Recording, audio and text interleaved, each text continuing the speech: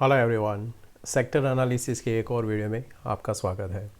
दोस्तों, आज इस वीडियो में हम हर एक सेक्टर को डेली टाइम फ्रेम में देखेंगे। निफ्टी और बैंक निफ्टी को हम मंथली एंड वीकली का भी एनालिसिस करेंगे।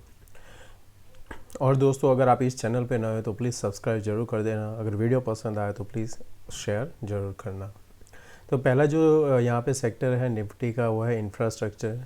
यहाँ पे अगर आप देखते हो तो ये जो एक ट्रेंड लाइन आ रहा था, वो जो ट्रेंड लाइन हर बार जो फॉलो कर रहा है वो काफ़ी, यानी कि लास्ट जनवरी से अभी ये कंटिन्यू, ये जो ट्रेंड लाइन आ रहा है उसी को ही सपोर्ट लेके जा रहा था। यहाँ पे फिर से इसने एक और नया ट्रेंड लाइन बनाया है, यानी कि ये जो पिछला ट्रेंड लाइन था उसके एक हायर लेवल पे एक और ट्रेंड लाइन बना है। अगर आप नोटिस करते हो यहाँ पे तो 100 डेज मूविंग एवरेज को हर बार उसने सपोर्ट किया और फिर इस बार यहाँ पे इसने ब्रेक डाउन दिया था। वो ब्रेक डाउन के बाद यहाँ पे सपोर्ट लेके वापस एक बाउंस मिला हुआ है। तो इंफ्रास्ट्रक्चर में अगर आप देखते हो तो यहाँ पे आपको एक प्राइस एक्शन दिखेगा जो है लोअर लो बनता हुआ। ये लोअर लो पे जाके यहाँ पे फर्स्ट टाइम इसने क्या किया, एक अटेम्प्ट किया है कि ये जो प्रीवियस हाई था स्विंग लो उसको ब्रेक किया है। 20 days and 50 days moving average के ऊपर यहाँ पे क्रॉस किया है। सो दोस्तों, मैंने आगे अभी 100 डेज बोला, एक्चुअली इससे 50 डेज मूविंग एवरेज। तो अभी इसने क्या किया है कि दोनों के ऊपर जाके यहाँ पे क्लोज होने में कामयाब हुआ है। अगर यही लेवल पे ये सस्टेन करता है, यानी कि ये जो इसका लो था, ये जो रेड कैंडल जो है 5026, अगर 5026 के ऊपर ही ये सस्टेन करने लगा और जो फ्राइडे का हाई है वो अगर इसने क्रॉस किया तो एक हायर चांस है कि हम यहाँ पे, यानी कि इस लेवल से और एक 120 points up index Nifty infrastructure और जा सकता है। तो अगर यहाँ पे ये ब्रेकआउट होता है तो आप जो भी इंफ्रास्ट्रक्चर के स्टॉक होते हैं उसको आप आपके वॉच लिस्ट में रख के एक बाय यहाँ पे अटेम्प्ट कर सकते हो। फिर है ऑटो सेक्टर। ऑटो सेक्टर ने अभी रिसेंटली एक बाउंस दिया था। यहाँ पे आप देखोगे तो डबल बॉटम बना के ट्रेंड लाइन के पास में ही डबल बॉटम बनाया।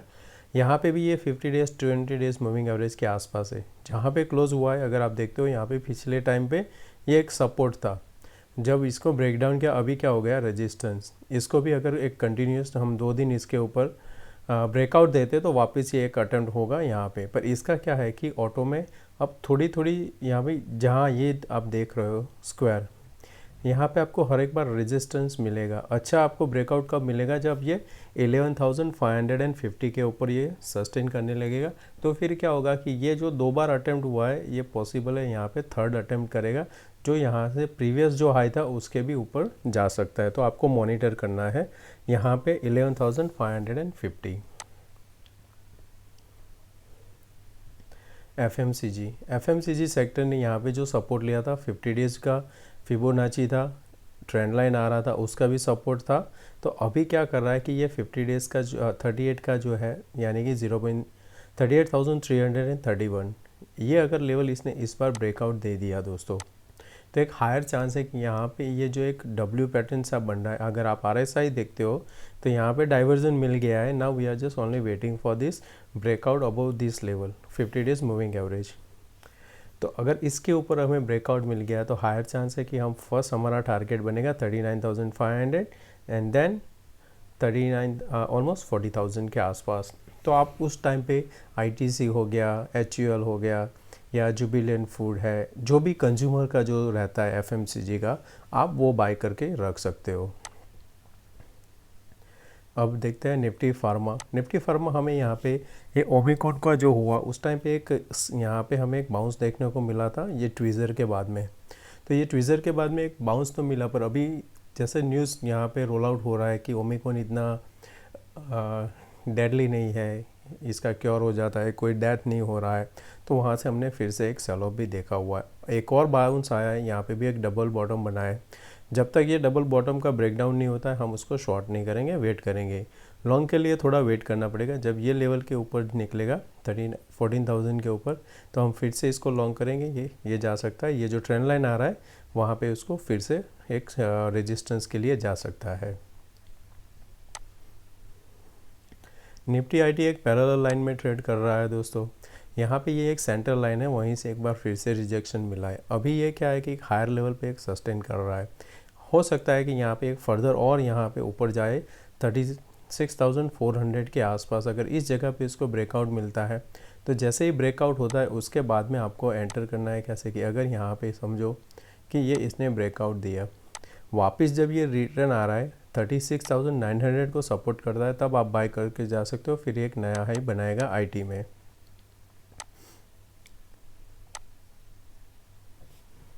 एनर्जी अगर आप देखते हो तो यहाँ पे आपको जो प्राइस एक्शन दिख रहा है वो कंटिन्यूस क्या है कि लोअर लो बनाता जा रहा है।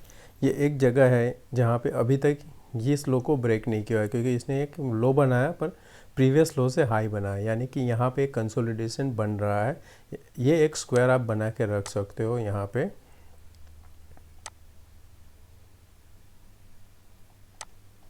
जब तक ये स्क्वायर में हमें कोई एनर्जी स्टॉक में इतना कोई मोमेंट मिलेगा नहीं, जिस दिन ये एनर्जी स्टॉक का यहाँ पे ब्रेकआउट हो जाएगा दोस्तों, आपको एक कोई भी एनर्जी सेक्टर के जो स्टॉक रहेंगे उसमें आपको एक अच्छा सा मूव मिल सकता है। तो आप उसको ध्यान में रखना, और शॉर्ट करना है तो भी वेट करना जब ये एनर्जी का जो सेक्टर इंडाइस है ये 22,700 के नीचे जाता है, तो फिर एक अच्छा सा यहाँ पे फॉल आएगा जो आपको करीबन यहाँ पे यानी कि इस लेवल तक जा सकता है। Almost like around 1000 plus fall यहाँ पे आपको मिल सकता है एनर्जी में। तो उस टाइम आप पावर स्टॉक जो भी कंपनी रहता है उसको आप यहाँ पे शॉर्ट करके जा सकते हो।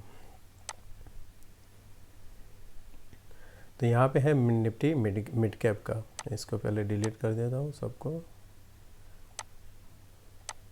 ओके, तो यहाँ पे भी अगर आप नोटिस करोगे तो एक पैरेलल सा बना हुआ है। यहाँ पे अगर एक सेकंड आप बनाते हो इस तरह से, तो ये भी एक पैरेलल ट्रेंड लाइन बना दिया है। यहाँ से इसने हर बार सपोर्ट लिया है, जैसे कि यहाँ पे एक और हो सकता है कि यहाँ पे इस लेवल तक आ सकता है। तो हमें यहाँ पे आगे देखना है कि 8,850 मिड कैप का यहाँ पे क्या यहाँ पे एक बिहेव रहता है, क्योंकि अगर आप नोटिस करोगे तो ये जो एक इसका लो था कैंडल का, उसी का यहाँ पे आपको हाई मिलता हुआ दिखेगा। तो पॉसिबल है कि इस जगह के आसपास आके थोड़ा कंसोलिडेशन उसको होना पड़ेगा।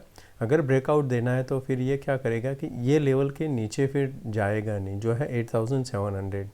तो अगर उसी के बीच में रहने के बाद फिर ब्रेकआउट देता है यानी कि 8,900 के ऊपर, तब हम यहाँ पे मिड कैप में एक अच्छा सा पैसा यहाँ पे कमा सकते हैं, जो फिर ऊपर जा सकता है ये 9,200 के आसपास। तब हमें निफ्टी का जो मिड कैप है उसको बाय करना है। स्मॉल कैप में भी आप यहाँ पे देखोगे आपको डब्ल्यू पैटर्न मिल रहा है, पर इसका रेजिस्टेंस यहाँ पे फेस होगा इस लेवल के आसपास जहाँ पे ये हाई बना था। सिमिलर यहाँ पे भी आ रहा है, तो इसका भी हमें 5500 का लेवल मॉनिटर करना है। एक अटेम्प्ट होता है, रिजेक्शन आता है, फिर हम जब ब्रेकआउट होता है तब हम स्मॉल कैप का कोई भी स्टॉक्स भी बाय करके रख सकते हैं। शॉर्ट अभी नहीं करना है, अभी वेट करना है। अगर आपका पोजीशन है तो ये 50 डेज मूविंग एवरेज आप कॉमनली फॉलो कर सकते हो स्मॉल कैप में। निफ्टी का सेक्टर मेटल, तो मेटल में हमें यहाँ पे ये ब्रेकडाउन देखने को मिला था, जो ये ट्रेंड लाइन कंटिन्यू आ रहा था। तो अभी क्या किया है इसने, अगर हम इसको एक फर्दर ड्रॉ करते हैं तो अभी का जो ये रिजेक्शन आपको कहाँ पे मिला, जैसे हमने पिछले चार्ट्स में भी देखा, तो यहाँ पे एक अच्छा सा एग्जांपल है आपको लोगों को समझने के लिए कि जब भी कोई ब्रेकडाउन होता है तो ट्रेंड लाइन उसमें फिर से एक रिजेक्शन यानी कि रेजिस्टेंस का काम कर रहा है। कंटिन्यू यहाँ पे हो रहा था लोअर लो का फर्स्ट अटेम्प्ट, यहाँ पे हो रहा है कि स्विंग हाई ये है उसके ऊपर ब्रेकआउट देने का। अगर ये मैनेज कर गया 5700 के ऊपर ब्रेकआउट देने के लिए, तो फिर यहाँ पे एक अच्छा सा आप मूव देख सकते हो। जो आप काफ़ी चार्ट अगर देखते हो तो वहाँ पे भी आपको दिखेगा कि हाँ ये एक यहाँ पे हमें दिख रहा है कि ये एक ऐसा मूव बन सकता है। वहाँ पे OI भी बढ़ा है। Always wait for the confirmation दोस्तों, क्योंकि क्या होगा without confirmation if we enter there is a high chance that we may trap. नहीं तो फिर क्या होगा, जैसे conformation if I say about confirmation, this is the confirmation. Market fall कर गया, अगर मैं यहाँ पे एंटर हुआ था तो मेरा लॉस हो जाता, but if I wait over here for the confirmation then also I will get a more profit. तो ये जगह होता है सेल करने के लिए। Similar if you are looking for buy in any metal stock, wait for this confirmation, once it breakout let it come back, pull back toward this trend line, wait for the confirmation and then long once it cross previous high. Always you can follow this in anywhere, any chart, any option also you can follow this. Yeah, this is the ideal to reduce the loss and increase your accuracy. तो हमने all sector को तो देख लिया, अब हम देखते हैं निफ्टी एंड बैंक निफ्टी को दोस्तों। तो यहाँ पे जो मैंने पहला चार्ट लगाया है निफ्टी का, निफ्टी बैंक का, तो निफ्टी बैंक ने यहाँ पे डबल बॉटम बनाया कहाँ पे 200 डेज यहाँ पे एक मिनट देख लेता हूँ, हाँ 200 डेज जो मूविंग एवरेज है वहाँ से उसने डबल बॉटम बना के एक मूव दिया है। अभी जाके क्या हुआ कि 100 डेज मूविंग एवरेज के आसपास आके ये फिर से यहाँ पे एक कंसोलिडेट कर रहा है। अगर आप देखते हो ये जो दो कैंडल है उसको आप ट्रेजर भी बोल सकते हो, क्योंकि उसका हाई ऑलमोस्ट सेम है, बॉडी साइज भी सेम है। एंड ये जो लास्ट कैंडल है हमारा, यहाँ पे हमने एक अच्छा सा एक बोल सकते हैं कि हैमर कैंडल बना हुआ है। ये अगर हैमर कैंडल अगर ये 100 डेज मूविंग एवरेज के ऊपर रहता है, सिमिलर लाइक दिस वन, तो एक आइडियल रहता है कि हम इसके ऊपर ब्रेकआउट देके फिर वापस हम ये 38,290 का जो लेवल है वहाँ तक जा सकते हैं। अभी हमें वेट करना पड़ेगा। आप इंट्राडे के लिए कल भी लॉन्ग करके जा सकते हो, जैसे ये 37,160 के ऊपर निकलता है। अगर आपको याद है तो मैंने यहाँ पे जो मैं लेवल अपडेट करता हूँ मेरे टेलीग्राम में, दोस्तों अगर आप इसमें मेंबर नहीं हो तो ज्वाइन कर सकते हो, टेलीग्राम का लिंक डिस्क्रिप्शन में दिया है। तो मैं यहाँ पे दोस्तों आप लोगों को लेवल भी अपडेट करता रहता हूँ कि कौन सा लेवल इम्पोर्टेंट रहता है। और तो यहाँ पे मैंने चार्ट भी बना के आप लोगों को सुबह दिया था कि आप कैसे किस लेवल से ट्रेड कर सकते हो। आप यहाँ पे देख सकते हो ये लेवल के ऊपर ही लॉन्ग बनना था, पर स्टॉक उधर वहाँ पे गया ही नहीं। तो कल भी आपको यहाँ पे ध्यान में रखना है कि अभी के हिसाब से 100 डेज मूविंग कौन सा आ रहा है 174, प्रीवियस डे हाई कौन सा था 153, तो वो 20 पॉइंट जाने दो। 180 के बाद 37,180 जैसे ही क्रॉस होता है 50-60 पॉइंट का रिस्क लेके लॉन्ग बन सकता है आपका। फिर आपका जो अगला टारगेट यहाँ पे बनेगा वो 50 डेज मूविंग एवरेज आएगा। उसके ऊपर निकला तो यहाँ पे ये ट्रेंड लाइन के आसपास ये एक रिजेक्शन लेने जाएगा जो आ रहा है कुछ 38,800 के आसपास। शॉर्ट आपका कब बनेगा? शॉर्ट अभी आपको वेट करना पड़ेगा। ये जो विक्स बने थे ये कैंडल के यहाँ पे आइडियल शॉर्ट होता है आपका जब ये 36,480 के नीचे जब ट्रेड करता है तब हम शॉर्ट करेंगे, तब तक हम शॉर्ट नहीं करेंगे। बीच में हमें कुछ इतना अच्छा ट्रेड भी नहीं मिलेगा। अब भाई इसको वीकली में अगर हम देखते हैं तो वीकली का कैंडल आपको यहाँ पे कैसा देखने को मिल रहा है कि ये जो यहाँ पे 50 डेज मूविंग एवरेज है वीकली का, वहाँ पे एक दोजी कैंडल बनाया था।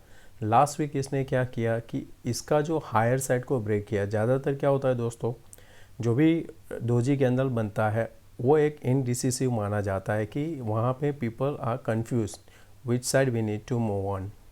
जिस भी साइड वो क्लोज देता है higher chance that will continue on the same direction. तो यहाँ पे आपको एक ऊपर की side, if you want to see example you can see over here, doji candle close below doji low, उसने नीचे की साइड यहाँ पे ट्रेड किया गया है। तो उस हिसाब से आपको यहाँ पे एक हमें अज्यूम करके चलना है कि हम फर्दर एक ग्रीन कैंडल यहाँ पे मिल सकता है। Now will move forward to our Nifty. तो निफ्टी में भी एक ये जो बैंक निफ्टी से कंपेयर करो तो निफ्टी स्ट्रांग है दोस्तों।